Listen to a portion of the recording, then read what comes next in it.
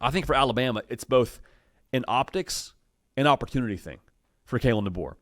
Because there's definitely pressure to perform on Kalen DeBoer, no matter how you slice it. This is not a hot seat conversation, just for doubling down on the transparency there. There's pressure because there's so much talent on this roster. It'd be different if it was like, yeah, man, the portal just ravaged Alabama after Saban left and they could never recover. We're talking about Alabama having a top 3 defense in all of college football. Probably a lot of Crimson Tide fans that would tell you the best defense in college football in general. Like, they feel that way. So if you have that paired with all the pieces on the offensive side of the football, which we've talked about ad nauseum, talent shouldn't and will not be the issue for Alabama. So you want to maximize talent. Who does that fall on? Kalen DeBoer. Why? Falls on coaching. Putting him in the right position. On top of that, it's culture. Who sets the culture? Coaching. Coaching staff. Again, who's in charge of the coaching staff?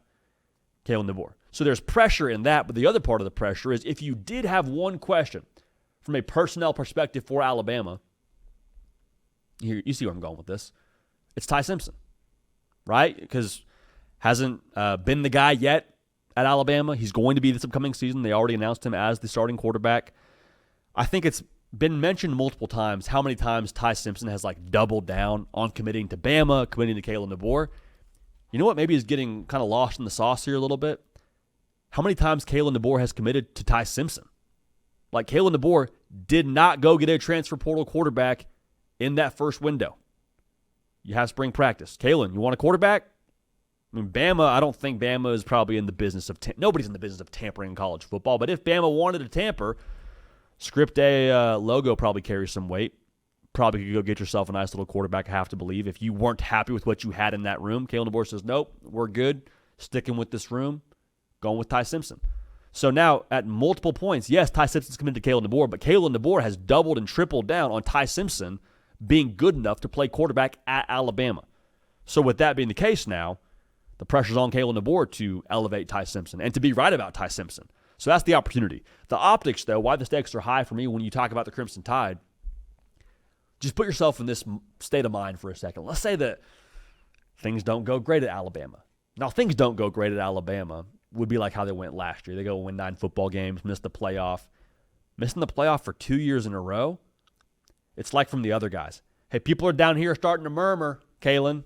People are starting to think that maybe, just maybe, this isn't still the Alabama that you inherited. Maybe, just maybe, I don't know, maybe you're not cut out for all this. Maybe, just maybe, Alabama, didn't make the hire they were supposed to make when Nick Saban retired. Now, all those things, I think, just full transparency, are a bit reachy.